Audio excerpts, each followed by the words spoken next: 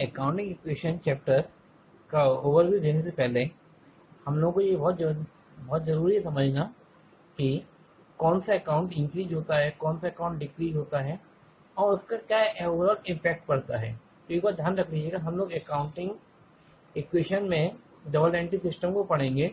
जैसे हमें double account को हमें ध्यान रखना है। डबल एंट्री सिस्टम क्या कहता है कि जितनी अमाउंट से एक अकाउंट डेबिट होगा उतनी अमाउंट से दूसरा अकाउंट क्रेडिट होगा। इस बात को हमें बहुत ध्यान रखना है। अकाउंटिंग इक्वेशन में आपकी दो साइड होती हैं, एक होती है असेट साइड और दूसरी होती है लायबिलिटी साइड। लायबिलिटी साइड में हम दिखाते हैं लायबिलिटी प्लस कैपिटल।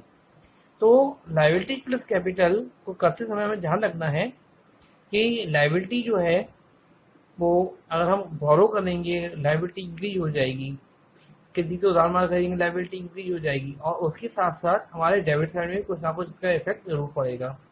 इसी प्रकार से जो कैपिटल है वो अगर हमने और पैसा कैपिटल इंट्रोड्यूस किया तो कैपिटल बढ़ जाएगी, कैपिटल को विड्रॉ किया तो घट जाएगी, अगर हमने ड्राइंग किया तो कैपिटल रिड्यूस हो जाएगी।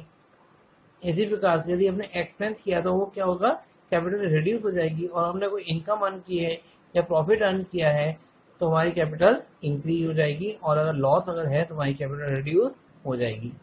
इस बात को आप बहुत अच्छे से वीडियो में समझ लीजिएगा। 2 3 4 बार आप जितना अच्छे से हो सके इस वीडियो को समझिएगा तो आपको अकाउंटिंग इक्वेशन चैप्टर बहुत अच्छे से समझ में आ जाएगा। ठीक है, जितनी अमाउंट से डेबिट साइड इफेक्ट होगा उतनी अमाउंट से क्रेडिट साइड इफेक्ट होगा, या एक डेबिट इंक्रीज होगी और दूसरी डेबिट डिक्रीज हो जाएगी। जैसे दो असेट है हमारी, एक है फर्नीचर, एक है हमारी कैश। फर्नीचर हो सकता है हमने खरीदा है तो फर्नीचर क्या हो बढ़ेगा, तो फर्नीचर बढ़ गया, असेट बढ़ गई। और दूसरी तरफ से कैश हमारी क्या असेट है वो हमारी रिड्यूस हो गई। तो हमें यहाँ बहुत अच्छे से समझना जरूरी है कि अकाउंटिंग इक्वेशन क्या होता है और इसका ओवरऑल इफेक्ट कैसे पड़ता है। तो पहले हम एक एग्जांपल देते हैं rules of debit credit chapter से, जो ये बताता है कि कैसे हमारा इंक्रीज और डिक्रीज होता है। और इसमें हम देखेंगे अकाउंट्स को। अकाउंट हमारे जो टाइप थे वो 3 टाइप के थे, पर्सनल, रियल, नॉमिनल।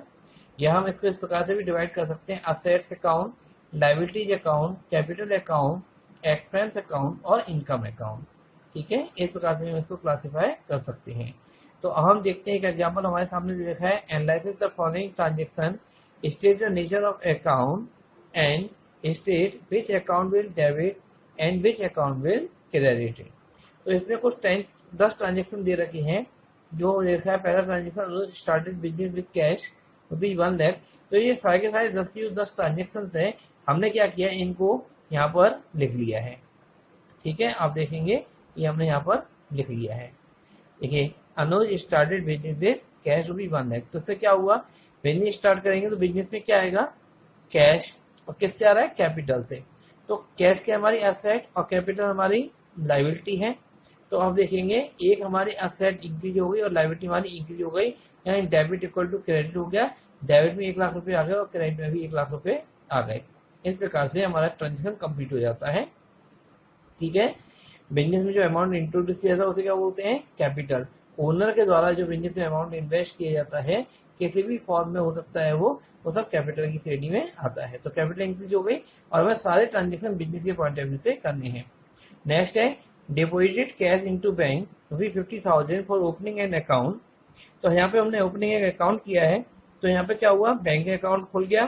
तो बैंक हमारी क्या एसेट इंक्रीज हो गई और कैश हमारा क्या हो गया, रिड्यूस हो गया, क्योंकि कैश हमारा किस पास पहुंच गया, बैंक के पास पहुंच गया। तो कैश हमारा डिक्रीज हो गया। अमाउंट 50 से 50 आपकी यहाँ पर आ गई है। फिर नेक्स्ट ट्रांजेक्शन है withdraw cash for personal use. Personal use को क्या बोलते हैं, ड्रॉइंग। तो ड्रॉइंग क्या हो गया, विड्रॉल, इंक्रीज हो गया। कौन सा अकाउंट है ये, पर्सनल अकाउंट। कैश हमारी एसेट है, क्या हो गई, डिक्रीज हो गई। तो एक एसेट एक हमारी इंक्रीज हुई, दूसरी हमारी डिक्रीज हो गई। तो इक्वेशन हमारी बन गई 5,000 डेबिट 5,000 क्रेडिट। इसका नेक्स्ट ट्रांजेक्शन है withdraw cash from bank for office use 10,000। Cash हमने बैंक से निकाला तो पैसा क्या आ गया, कैश में आ गया। कैश हमारा इंक्रीज हो गया और बैंक हमारा जो दूसरा असेट है वो हमारा डिक्रीज हो गया। One asset increase and one asset decrease, 10,000। Next receive a cheque from Shyam. Shyam से एक चेक मिला है, तो कैश क्या हो गया, हमारा इंक्रीज हो गया, क्योंकि चेक जब आता है तो हम उसको कैश के रूप में ही ट्रीट करते हैं। तो कैश हमारा इंक्रीज हो गया और श्याम हमारा डिक्रीज हो गया। जैसे मान लीजिए श्याम से मैं 50,000 रुपए लेने थे और 50,000 में से श्याम ने 5,000 रुपये दे दिए, तो श्याम का अकाउंट डिक्रीज हो गया कि 5,000 से डिक्रीज हो गया ना, तो ये डिक्रीज लिख देंगे यहाँ पर। इसी प्रकार से अब जो श्याम का चेक मिला है उसको हमने क्या कर दिया, डिपोजिट कर दिया। किसमें कर दिया, बैंक में डिपोजिट कर दिया। तो डिपोजिट करने से क्या होगा, बैंक हमारा असेट जो इंक्रीज हो गया और इधर हमारी जो कैश है वो हमारी क्या होगा, डिक्रीज हो गई। इस प्रकार से ये ट्रांजेक्शन हमारा क्या हो गया, कंप्लीट हो गया। इसके बाद नेक्स्ट ट्रांजेक्शन आपका है पेड महेश बाय चेक ₹10,000। इसके महेश का क्या हुआ, लाइबिलिटी है हमारी, तभी तो हमने महेश को पेमेंट किया है, क्योंकि तो हमारी लाइबिलिटी होगी। तो लाइबिलिटी क्या हो गई हमारी, डिक्रीज हो गई। और इसी प्रकार से हमारा जो बैंक है वो भी क्या हो गया, डिक्रीज हो गया। जब हम चेक इशू करते हो पैसा कहाँ से जाएगा, बैंक से, तो बैंक अकाउंट रिड्यूस हो जाएगा। इसका नेक्स्ट ट्रांजेक्शन है paid salary to staff. Salary को हमने स्टाफ को हमने सैलरी दी है, तो सैलरी क्या होगा, एक्सपेंस हो गया, एक्सपेंस इंक्रीज हो गया। और एक्सपेंस करेंगे तो क्या क्या जाएगा हमारे पास से, कैश जाएगा। हम अपने स्टाफ को कैश देंगे सैलरी के रूप में, तो कैश हमारा डिक्रीज हो गया 20,000 रुपीज। इसका नेक्स्ट ट्रांजेक्शन हमारा पेड रेंट बाय चेक। तो रेंट क्या हमारा, सेम टू सेम सैलरी का एक खर्चा है, तो खर्चा क्या हो गया हमारा, इंक्रीज हो गया। कितने रुपए से, 6,000 रुपए से। और पैसा कहाँ से जा रहा है, क्योंकि हमने चेक से दिया है, चेक से दिया तो कहाँ से जा रहा है पैसा, बैंक से। बैंक से जा रहा है ना, बैंक क्या हो गई हमारी, असेट डिक्रीज हो गई। एक असेट इंक्रीज, एक असेट डिक्रीज, अमाउंट 6,000 इक्वल हो गई हमारी। इसके बाद एक और ट्रांजेक्शन हमारे पास में आता है पेड इंटरेस्ट ऑन लोन ₹5,000। तो इंटरेस्ट क्या हमारा एक्सपेंस है, इंक्रीज हो गया कितने रुपए से, 5,000 रुपीज से।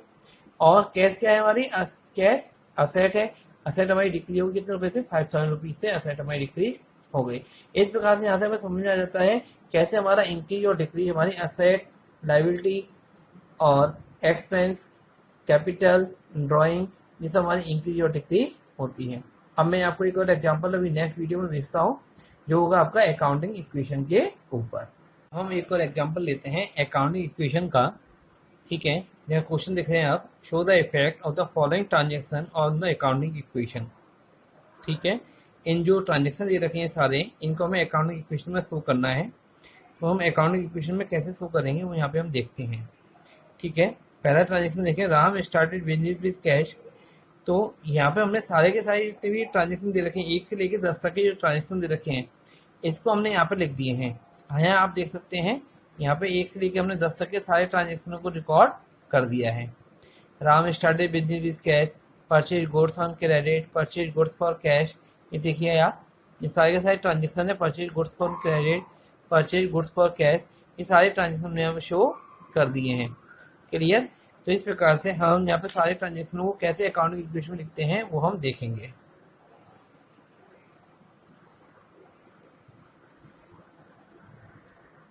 अब जैसा कि पहला ट्रांजेक्शन है आपका, Ram started business with cash ₹50,000। तो हम इसको देखते हैं।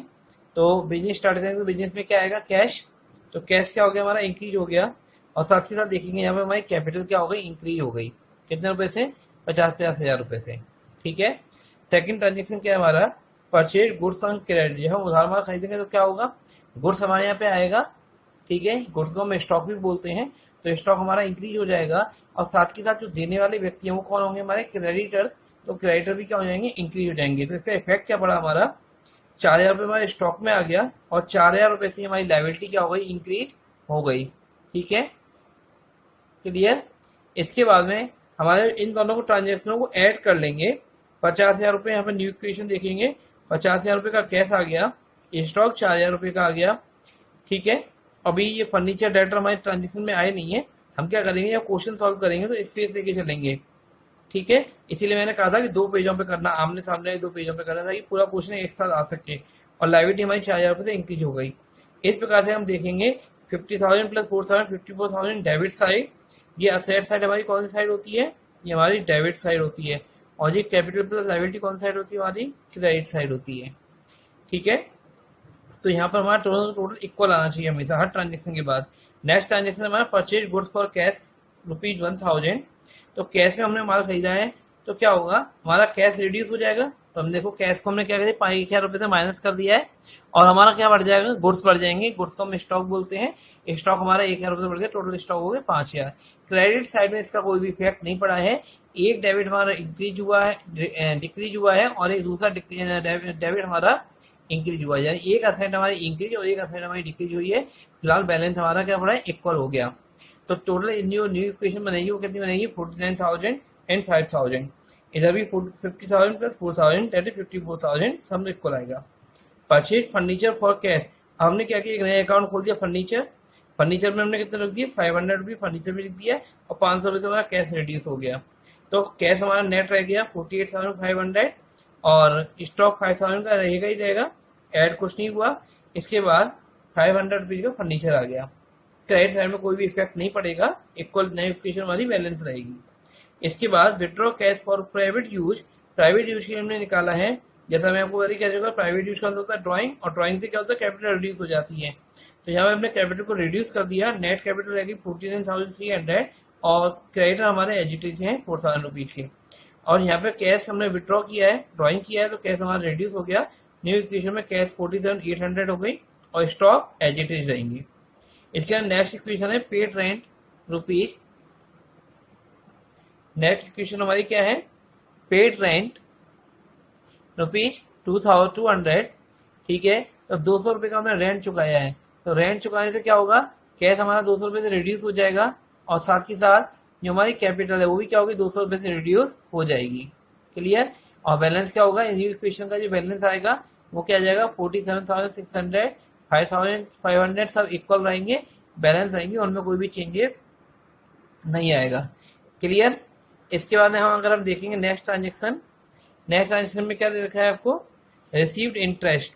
इंटरेस्ट क्या होगी, हमारी इनकम होगी, तो कैश हमारा इंक्रीज हो जाएगा और साथ ही साथ हमारी कैपिटल भी इंक्रीज हो जाएगी। मैंने कहा था कि expenses and losses reduces capital, expense और लॉस कैपिटल को रिड्यूस करते हैं और इनकम और प्रॉफिट क्या करते हैं, कैपिटल को इंक्रीज करते हैं। तो यहाँ इनकम है हमारी इंटरेस्ट और कैपिटल को इंक्रीज कर दिया। नेट बैलेंस 49,200 और क्रेडिट एजिटेज रहेंगे और कैश हमारा आ गया 47,700, 5,000 एजिटेज, 500 एजिटेज। ठीक है, इसमें कोई बदलाव नहीं हुआ है, एजिटेज का मतलब same. Now next transaction, sold ghost costing rupees 500 for rupees 700। 500 रुपये का माल 700 रुपये में बेचा है, तो प्रॉफिट कितने का हुआ, 700 माइनस 500 इक्वल टू 200। तो 200 रुपये का प्रॉफिट हुआ तो किस में इंक्रीज कर देंगे, कैपिटल को हम इंक्रीज कर देंगे 200 रुपये से।